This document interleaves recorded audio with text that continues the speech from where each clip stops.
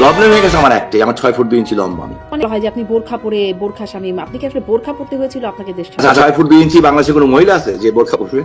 5 আগস্টের পর বোরকা পরে দেশ ছেড়েছিলেন শামীম ওসমান। এমন গুঞ্জন নিয়ে মুখ খুলেছেন শামীম ওসমান নিজেই। বাংলাদেশি সাংবাদিক শারমিন চৌধুরীর ইউটিউব চ্যানেলে অনলাইন সাক্ষাৎকারে উপস্থিত হয়ে 5 আগস্ট নিয়ে কথা বলেছেন তিনি। একসময় দাপুটে এই নেতার কণ্ঠে এখন আর সেই হুঙ্কার নেই, বরং পলায়ন পর জীবনের গ্লানি ঢাকতে তিনি এখন আশ্রয় নিচ্ছেন নানা হাস্যকর যুক্তির। সাক্ষাৎকারে শামীম ওসমান তার দেশ ছাড়ার প্রক্রিয়া নিয়ে দম্ভক্তি প্রকাশ করেছেন। নিজেকে পলায়ন বিদ্যায় বিশেষজ্ঞ শুধু কিছুটা শিক্ষা এবং লেসন নেওয়ার জন্য। আপনারা নিশ্চয়ই দেখেছেন যে বাই দ্য ওয়ে বলে রাখি, এই শামীম ওসমানদের কারণে আওয়ামী লীগ যে কারণে ধ্বংস হয়েছে, যাদের কারণে, যাদের উপস্থিতি এবং পলিটিক্যাল সারফেসে যাদের অংশগ্রহণ, তার মধ্যে শামীম ওসমান অন্যতম। আওয়ামী লীগ যে মানুষের যে ধিক্কার বা ধিকৃত হয়েছে, তার মধ্যে আপনি যদি 10 জন মানুষ টপ লেভেলে আনেন, মানে আপনি এই লিস্ট করেন, তার মধ্যে he will be one of them undoubtedly. So সেই শামীম ওসমান রিসেন্টলি একটা বক্তব্য দিয়েছেন। এখানে বলে রাখি যে আওয়ামী লীগ যে আসলে মানে অন্য ধরনের বা ভিন গ্রহের একটা মানে রাজনৈতিক দল, কমপ্লিট একটা সাইকোপ্যাথের দ্বারা পরিচালিত একটা রাজনৈতিক দল। তার একটা উৎকৃষ্ট উদাহরণ আমি আপনাদেরকে দিই। যাদের রাজনৈতিক কারণে, যাদের রাজনৈতিক আচার ব্যবহারের কারণে, that includes Sheikh Hasina too, ধ্বংস হয়ে গেল মানে আওয়ামী লীগের মতো একটা রাজনৈতিক দল ধ্বংস হয়ে গেল, একদম এলিমিনেটেড। যদি বড় ধরনের খেয়স এবং মারাত্মক ধরনের কোনো মানে ঘটনা না ঘটে বাংলাদেশে, it is almost impossible, most unlikely Awami League can return to politics sooner, right? At least আমি এটা রাখবো যে মানে এই নিকট ভবিষ্যতে। সো এটা আমি আমার বক্তব্য সেদিন আমি এটা ভিডিও বানিয়েছিলাম, আপনারা দেখেছেন। সেখানে ভারতীয় মিডিয়া বলছে যে ইট ইস অলমোস্ট ইম্পসিবল। তো সাংবাদিকদের এই শব্দ চয়নগুলা very very important to understand something elaborately. So আজকে শামীম ওসমান একটা ইন্টারভিউতে বলেছেন যে দেখুন মানে এরা কতটা সাইকোপ্যাথ দেখেন।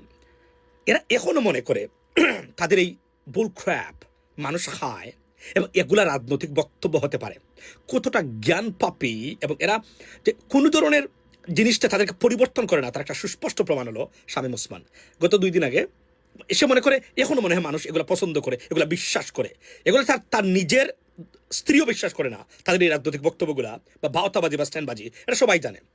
তার মধ্যে একটা রিসেন্ট ঘটনা ঘটেছে, শেখ হাসিনা বাংলাদেশে ডিসেম্বরে আসছেন, আপনি নিশ্চয়ই দেখেছেন, আসতেছেন। এগুলো যে ভাওতাবাজি, স্ট্যান্ডবাজি এবং এই যে মূর্খ শ্রেণীর এবং এক ধরনের কীটপতঙ্গের যে কিছু সাপোর্টার্স আছে, এদেরকে উজ্জীবিত করে রাখা, এদেরকে মার খাওয়া, এদের পরিবার ধ্বংস করা, এদেরকে জেলে দেওয়ার ব্যবস্থা করা, তার একটা সুস্পষ্ট প্রমাণ। আমি আপনাকে বলি, দেখেন উনি কি বলেছেন। উনি বলেছেন যে রিসেন্টলি নাকি উনি বাংলাদেশের 2 জন আর্মি অফিসার তার সাথে কথা বলেছে, এবং ওনারা বলছেন শামীম ভাই কি করলেন, শামীম ভাই আসেন না কেন দেশে।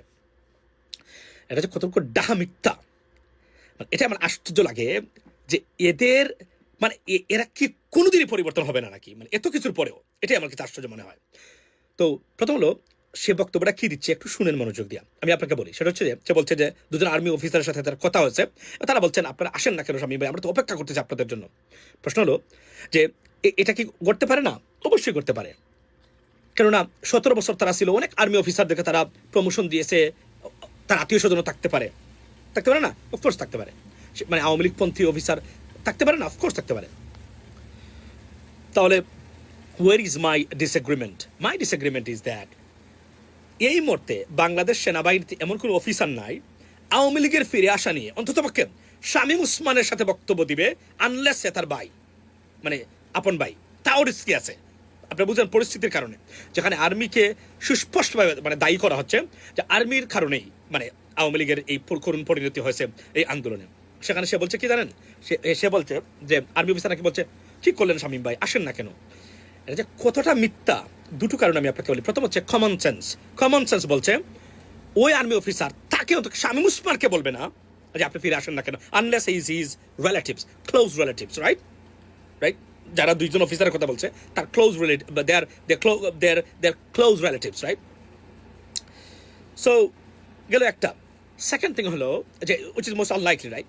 সেকেন্ড থিং হলো সে যে মিথ্যা বলছে, তার ফেশিয়াল এক্সপ্রেশনস এবং তার body গেস্টার clearly demonstrating that he's lying. And this guy is a liar. You know that. He always lie এবং মিথ্যা হুঙ্কার দেওয়া, সন্ত্রাসী বক্তব্য দেওয়ায় তা সে মনে করে সে একজন রাজনীতিবিদ.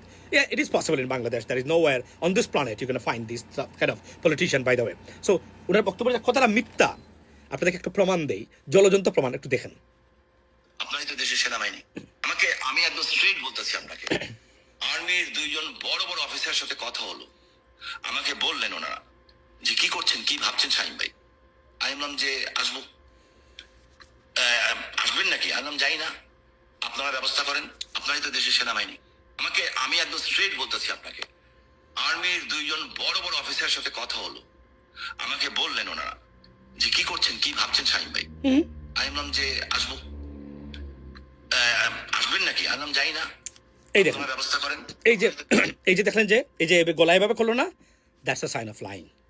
কোনো মানুষ যখন লাই করে মানে একদম মিডিয়াতে সরাসরি এসে এই যে করলো না, এই যে আসবেন না কেন আসবেন, এই যে এগুলো হচ্ছে সুস্পষ্টভাবে বডি গেস্টার, মানে সে যে কোনোভাবে হোক সেটা লুকাতে পারে নাই, এটা হচ্ছে লাই।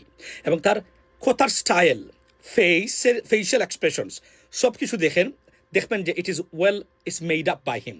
এবং এটা যে মিথ্যা সে নিজেও জানে, কারণ আপনি যখন মিডিয়াতে একদম টোটাল মিথ্যা বলবেন, আপনি যতই স্মার্ট হন না কেন, কোনো না কোনোভাবে আপনি যারা এক্সপার্টিস আছে, যারা বুঝে, তারা জানে বডি গেস্টার এবং তার চোখের দিকে তাকিয়ে দেখলে বলতে পারবে যে যেভাবে ইনভেস্টিগেটরসরা বা এক্সপার্টিস যারা আছে তারা যেভাবে বের করে forensic evidence by looking at the আপনার individuals face.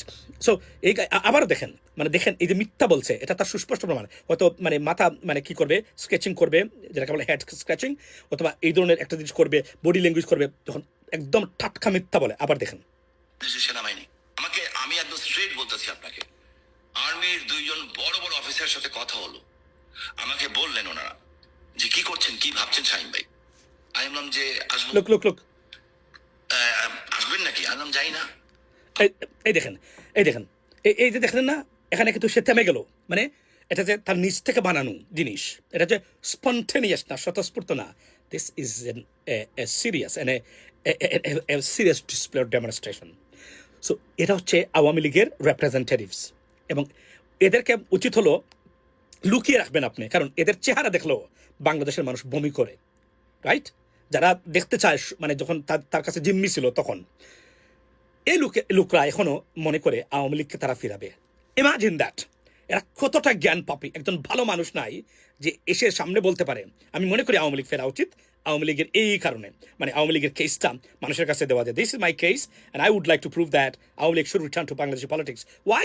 These are the reasons. না, শামীম ওসমান এদের কারণে আওয়ামী লীগের মতো একটা দল ধ্বংস হয়ে গেল, এবং এরা আবারও এভাবেই বক্তব্য দিচ্ছে। এবং ডিসি মনিরুল, তারপরে আপনার আরও যে আছে ডিসকাস্টিং ইন্ডিভিজুয়াল সাইকোপ্যাথস, এরা নাকি আওয়ামী লীগকে ফেরাবে। These are the representatives of Awami League. Just imagine that. এরা কোথায় বসবাস করছে বর্তমানে, এবং এটা যে সুস্পষ্টভাবে মিথ্যা সেটা আপনারা একটু ভালো করে দেখবেন, বুঝতেই পারবেন এগুলার দিন শেষ। It is those days are outnumbered, Mr. Shamim. You have no idea what is going on in this world. Completely new world we are living right now. Okay?